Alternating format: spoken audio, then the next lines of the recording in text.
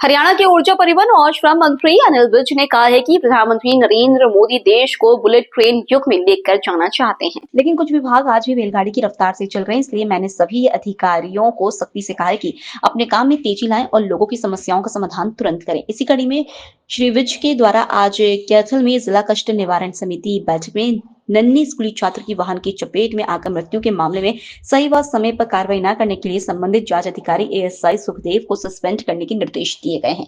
इसी प्रकार एक अन्य मामले में ग्राम सचिव को चार्जशीट के निर्देश दिए गए। विज आज कैथल में जिला कष्ट निवारण समिति की बैठक के उपरांत मीडिया कर्मियों के सवालों का जवाब दे रहे थे। लोगों को इंसाफ कैसे मिलेगा अगर आप लोगों के दबाव में आओगे? सारे सुन लो ध्यान से, मैं बख्शता नहीं कभी किसी को। सारा सिस्टम, सारी ये व्यवस्था, सारे सरकार, सारे अधिकारी बनाए गए हैं लोगों की उसके लिए, सहायता के लिए। एक का बच्चा चला गया और आप लोगों के दिल में जरा भी दर्द नहीं है?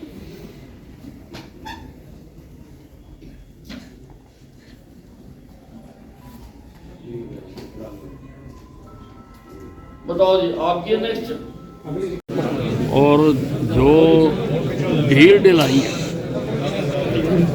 मोदी जी देश को बुलेट ट्रेन युग में लेके जा रहे हैं, लेकिन कुछ विभाग मैंने देखा है आज भी बैलगाड़ी की रफ्तार से चल रहे हैं। कई साल पुराने लोगों की दरखास्त है। तो सभी को मैंने कहा है, सभी अधिकारियों को, कि अपने काम में तेजी लाएं और लोगों की समस्याओं का समाधान तुरंत करें। अभी सब एक मामला आया था कि आपने जो है ड्रेन में गंदा पानी डालने को लेकर 20 लाख का जुर्माना न भरने वाले पर एफआईआर के आदेश दिए थे, परंतु जिला प्रशासन द्वारा ग्रवेंसी ही जो आपके समक्ष नहीं रखी गई सर, और ना एफआईआर हुई। मैंने नेक्स्ट मीटिंग में कार्रवाई सहित रखने के लिए आदेश दिए, तो एफआईआर वगैरह अब होगी और सब जो है रिपोर्ट सबमिट करेंगे। तो एक सर पुलिस कर्मचारी को सस्पेंड किया गया है सर जेई, और जो ग्राम सचिव को चार्जशीट के आदेश दिए गए। हाँ जी, विज साहब, जिस तरह से आप प्रोसेस देख रहे हो प्रशासन का, आप पहले गृह मंत्री थे, अब गृह मंत्रालय नहीं है, कोई मलाल है कि जिस तरह से मतलब प्रशासन चल रहा है कि आपको गृह मंत्रालय ही मिलना चाहिए था? देखिए, मैं पार्टी का कार्यकर्ता हूँ,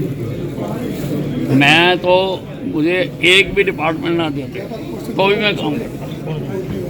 मैं वर्कर हूँ, 7 बार का एमएलए हूँ, ठीक है, 1990 से एमएलए बनता आ रहा हूँ।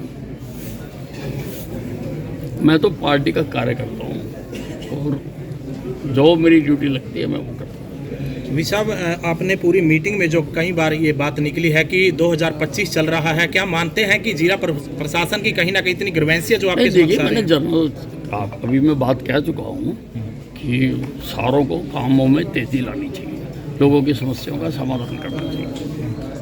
साहब, जिस किसान ने कल सुसाइड किया है, उसने केंद्र सरकार और पंजाब सरकार पे एलिगेशन लगाया कि वो उनकी गलत नीतियों के कारण आत्महत्या करे, क्या लग रहा है आपको? देखिए, किसान जो धरना देकर बैठे हुए हैं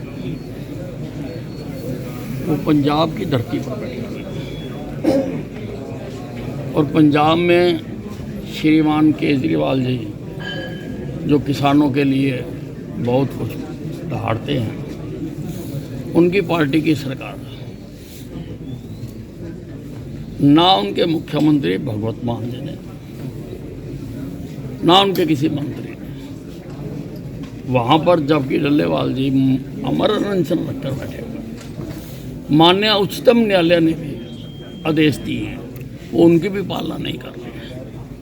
तो से सब कुछ देखकर आम आदमी पार्टी की सरकार की नीयत पर शक हो रहा है कि कहीं ये किसी अनहोनी होने का इंतजार तो नहीं करते, ताकि अनहोनी हो और ये अपनी राजनीतिक खेल खेले। तो आप डल्लेवाल का जो आमरण अनशन है, क्या आप अनिल विज को सपोर्ट कर रहे हैं उनके अनशन को? देखिए, मैंने आपको बताया कि पंजाब की धरती पर बैठे हुए हैं और पंजाब की सरकार को उनसे बातचीत करके उसका हल करनी है। वी साहब, ट्रांसफॉर्म चेंज को लेकर आपने एक एसआईटी जो बनाई है, पूरी रिपोर्ट देगी उसमें सर, क्या कुछ सर मिली थी? नहीं, देखिए, एक एलिगेशन आया यहाँ पर कि डिपार्टमेंट प्राइवेट में पैसे मांगकर काम करने के लिए तैयार है। तो मैंने उसको गंभीरता से लेते हुए मैंने 1 साल में जितने ये ट्रांसफार्मर या पोल चेंज हुए हैं मैंने उसकी जांच करने के लिए कहा। डीसी मैडम उसकी कमेटी बनाएंगे यहाँ पर कि भाई वाकई वो शिफ्ट करने के पैसे जो उचित बनते हैं डिपार्टमेंट के वो जमा कराए गए या नहीं कराए गए, उसके बाद फिर कार्रवाई करेंगे। रोडवेज में कोई बदलाव? सर आप बिजली मंत्री भी हैं सर, और डिजिटल मीटर की बात हो रही है काफी और कब तक लगाने? नहीं, स्मार्ट मीटर लगाने जा रहे हैं। उसमें दोनों तरह की फैसिलिटी होगी, प्रीपेड की भी होगी, पोस्ट पेड की भी होगी। प्रोसेस चल रहा है, जब लग जाएंगे लोगों को बहुत पता होगा। रोडवेज में कोई बदलाव किया जाएगा, कोई नया चेंज बदलाव रोडवेज में? कोई अच्छी बसें चलाना, एसी बसें चलाना? रोडवेज में जाके देखो ना, चेंज नहीं हो रहा। अपने बस स्टैंड जाके देखो, सारे रहने के कहीं जाके देखो। हम बसें भी नहीं खरीद रहे हैं, 750 बसें हम नहीं खरीद रहे हैं। और सारे बस स्टैंडों पर लोगों को पौष्टिक भोजन मिले, अच्छा भोजन मिले, साफ़ सुथरा भोजन मिले। इसके लिए मैंने डिपार्टमेंट को कहा है कि पहले तो वो जो हमारा टूरिज़्म विभाग है उससे बात करके देखे कि अगर वो सारे हमारे बस स्टैंडों पर भोजन दे सकते हों तो ताकि लोगों को अच्छा मिले। इतनी लंबी लंबी हम बसें चला रहे हैं, बच्चों को लेके लोग जा रहे हैं, लोगों ने रास्ते में खाना भी है, तो गंद वंद क्यों खाएं, अच्छा क्यों ना मिले। और ड्राइवरों के लिए भी, उनको भी, ताकि वो काम कर रहे हैं, उन्होंने भी रोटी खानी है, अच्छा मिले। और अगर टूरिज़्म के साथ किसी कारण से ना हो सके तो फिर मैंने कहा कि रेलवे सारे हिंदुस्तान में यात्रियों को खाना खिला रही है, तो रेलवे से जाकर उनसे बात की जाए और उनकी तर्ज के ऊपर हरियाणा में भी ऐसा ही सिस्टम कोई चालू किया जाए ताकि अच्छा, शुद्ध और रीजनेबल दामों पर लोगों को खाने। अभी सर पुलिस कर्मचारी को इस मामले में सस्पेंड किया गया सर।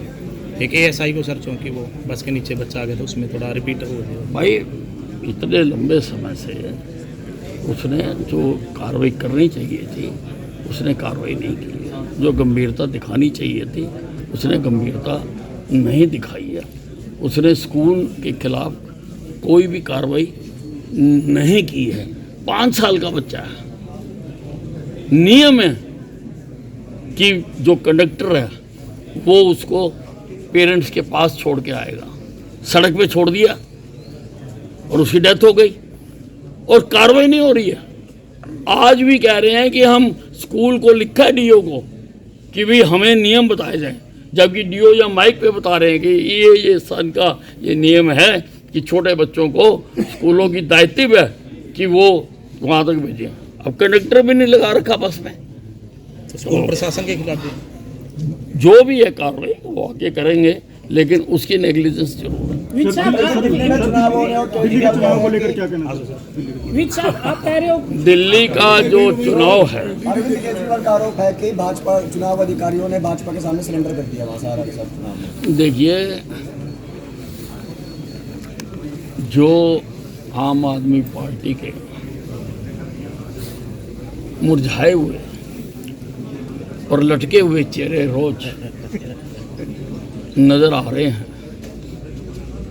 उससे अच्छी तरह से अंदाजा लगाया जा सकता है कि आम आदमी पार्टी अपनी हार को मान चुकी है। और कल जो आम आदमी पार्टी के आदरणीय केजरीवाल जी ने और उनके नेताओं ने जो बयान दिया कि यूपी और बिहार से लोगों को ला कर यहाँ पर वोट बनाए जा रहे हैं, यूपी और बिहार के लोग क्या बिकाऊ हैं? वो यूपी जिसने रामचंद्र जी दिए, कृष्ण जी दिए, जिन्होंने सारे दुनिया में जाके उपदेश दिया, वो बिहार जहाँ से बुद्धा को निर्वाण प्राप्त हुआ और सारे विश्व में जिसने ज्ञान फैलाया, क्या आज यूपी और बिहार के लोग आम आदमी पार्टी के लिए बिकाऊ आदमी बन गए? क्या उनको कोई भी उठा के लेके जा सकता है? क्या उनकी वोटें बनाई जा सकती हैं? ये आम आदमी पार्टी की बुखलाहट है।